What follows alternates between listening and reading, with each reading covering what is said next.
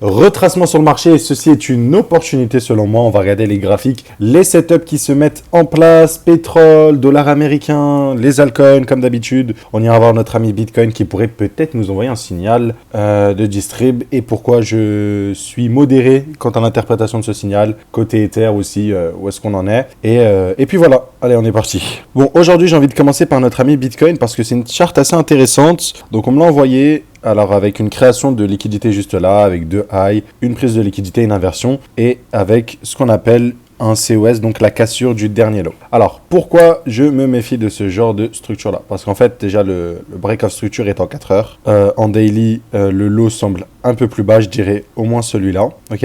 Et que dans une structure haussière, on peut avoir des cassures de lot, mais en fait, tant qu'on va venir respecter et réaccumuler dans ces blocs-là, on peut juste repartir. Et en fait, il peut s'agir simplement d'une distribution locale ici. Et en fait, il ne faut pas voir la grande image, mais plutôt cette petite image, et que dès lors qu'on a récupéré la tiers, on peut dès à présent repartir. Dans tous les cas, on utilise les SMC et on essaie de repérer des bottoms. Assez simple, vous le voyez ici. Le fameux setup d'accumulation, création de liquidité juste là, prise de liquidité, inversion de la structure, on est reparti. Donc à court terme, on a bientôt atteint la target de cette accumulation. Je rappelle, la target de cette accumulation se retrouve juste ici, ce qu'on appelle la tiers. Donc hop, dès qu'on aura récupéré ce niveau-là, c'est là où il faudra être attentif.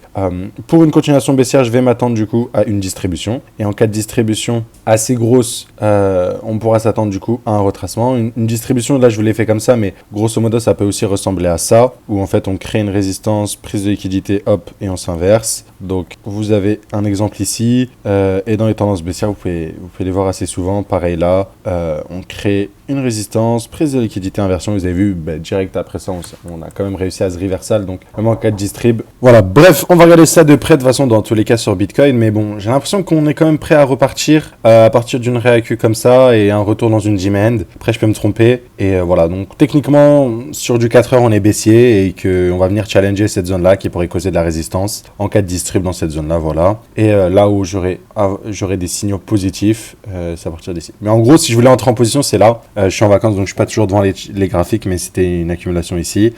J'avais dit dans la dernière vidéo, je voulais vous partager des opportunités. Voilà, vous l'avez en direct, l'opportunité du jour qui se trouve sur NIR, accumulation, cassure du dernier high. Donc voilà, l'opportunité pour moi se retrouve de la sorte. Si jamais on est aussi sur NIR et on va reprendre le dernier high, on devrait pour moi maintenir cette structure ici et donc avoir un trade à RR de 4,67. Bon, il y en a qui vont dire oui, mais on est parti du point d'entrée. Généralement, vous pouvez attendre que ça revienne sur le point d'entrée. On a souvent des retracements et si c'est pas le cas, même en entrant ici, ça reste quand même un trade très correct. Ok, voilà, bien sûr. Pour moi, c'est l'opportunité que je vois sur le graphique. À vous de faire vos propres analyses et de vous décider.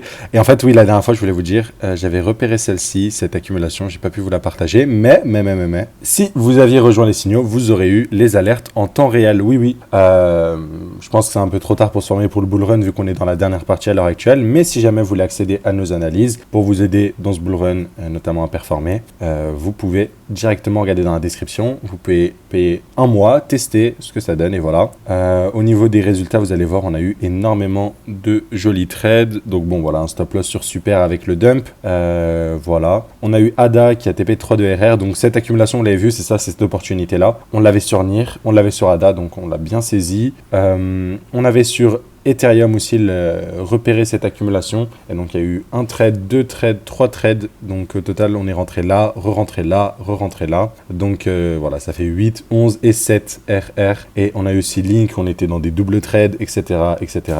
Donc n'hésitez pas, si jamais vous voulez profiter de tout ça, c'est maintenant ou jamais. Et je vous mets un petit code promo GAZ 2025 qui sera dans la description, comme ça vous allez pouvoir nous rejoindre et tester simplement un mois. Vous avez toutes les modalités. Dès que vous rejoignez, vous pouvez directement annuler votre abonnement avec la résiliation juste ici. Voilà, comme ça, il n'y a pas de misunderstanding, comme on dit. Et voilà, donc n'hésitez pas, il y a énormément d'analyses qui ont été envoyées et vous auriez pu profiter de cette opportunité où je suis un peu en décalé avec YouTube. Voilà, au moins, vous avez celle-ci sur NIR. Je sais pas. En fait, si ça sort plus tard, il y a une possibilité qu'on a eu le retracement, qu'au moment où vous voyez la vidéo, ce soit bénéfique. Donc, on verra bien. On verra bien. Je voulais faire un petit point sur Tao parce qu'en ce moment, je vois que c'est un peu chaud sur Tao. Beaucoup pensent que Tao c'est mort, etc. Juste parce que ça bouge pas trop comme les autres. Alors, juste si on regarde au niveau de la perspective sur Tao, on est toujours un peu sur cette structure court terme haussière, on va dire. J'ai envie de vous dire, tant que on arrive à maintenir ce lot-là, pour moi, j'ai pas trop d'inquiétude.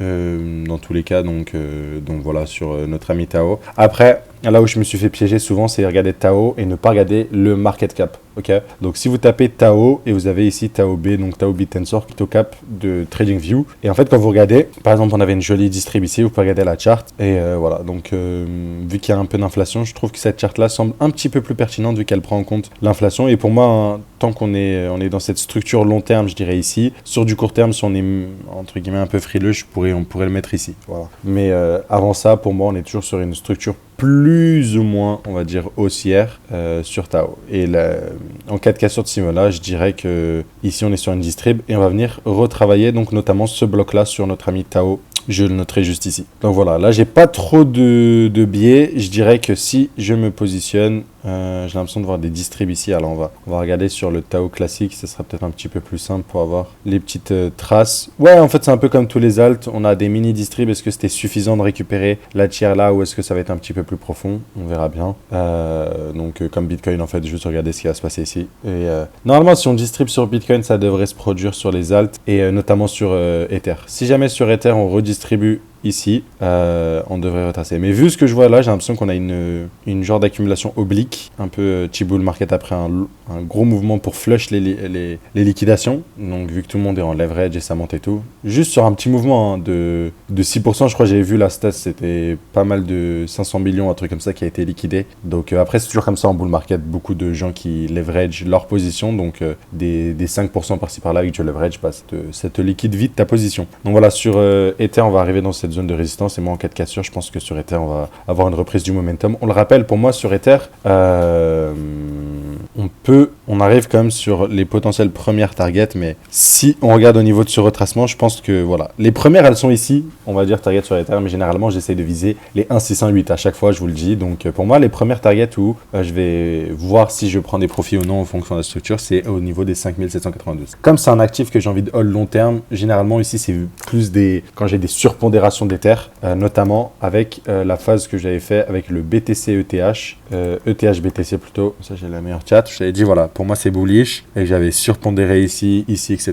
Donc ces pondérations-là, je les enlève, mais après mon bag long terme, en fait, je le garde très souvent sur Ether, mais peut-être qu'on pourra en faire une vidéo, je vous explique un peu ce que je pense. Et ouais, à minima, donc les 5700, ce que je montrais sur les 1,618, pour moi ça devrait correspondre à un Ether face à Bitcoin autour de ces zones-là où pour moi on va commencer à avoir la résistance et des problèmes. Un petit tour sur le pétrole, on est toujours dans une zone d'accumulation.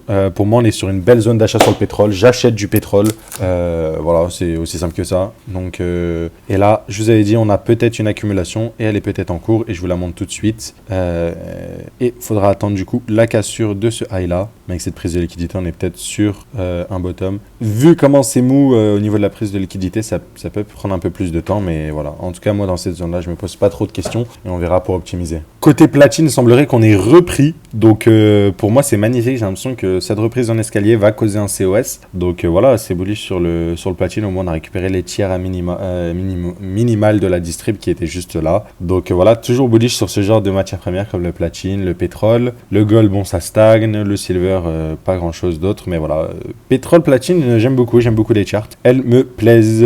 Voilà, bon, sur Link, c'est pareil. Est-ce que ce top-là, on voit la distrib ici en informe, hein. Est-ce que ce retour dans la demand sera suffisant pour faire un nouveau high ou on va s'inverser ici? J'ai l'impression qu'on n'est pas encore, mais faudra voir. Et faudra voir, en tout cas, pas de grand-chose à dire. Moi, perso, ce que je vais suivre, c'est surtout Ether. Surtout ce que Ether va faire. Est-ce que on est sur le début d'un range où on a cette première phase de volatilité, comme ceci, un peu comme ça, et on va stagner, on va ranger. Avant de repartir, c'est possible, hein. C'est possible. Pour l'instant, il n'y a pas de signe de range, donc on va éviter. Et je pense qu'on peut push encore un peu avant de range, un peu comme Bitcoin range autour de l'ATH, voire un petit peu plus haut, pourquoi pas sur Ether, en mode réaccumulation plutôt longue avant de repartir. Si jamais, en tout cas, voilà, moi c'est ma vision un peu sur Ether. Sur les alts, je vous rappelle toujours, je pense qu'ils vont exploser. J'attends un retour à minima ici. Après, on verra si on parle d'alt season et de nouveau ATH et tout. Mais à minima ici, récupérer tous les gaps. Donc je vais vous vous ai pris le cas de Nia, vous pouvez prendre un peu sur tous les alts, regarder un peu au niveau de la structure. Mais voilà.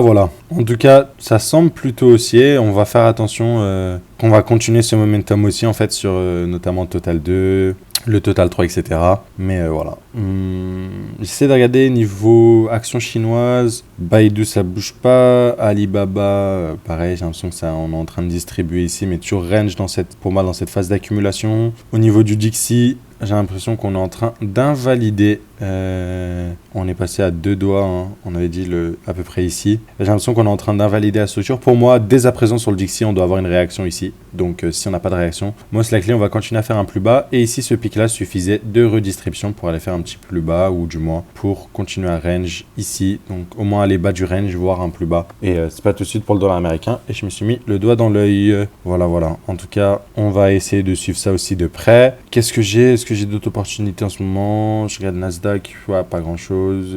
IS, pas grand-chose. Donc ouais, attention, on est sur des ATH et voilà. Et je suis bullish pétrole, je dirais. Je vous ai partagé le setup sur NIR au début de vidéo. Voilà, j'ai fait à peu près tout. Mais comme d'hab, si jamais vous voulez les analyses en direct, n'oubliez pas de nous rejoindre du côté Discord. Venez tester un mois et faites votre propre avis. Et voilà. Donc je vous dis à très vite et à plus. Ciao.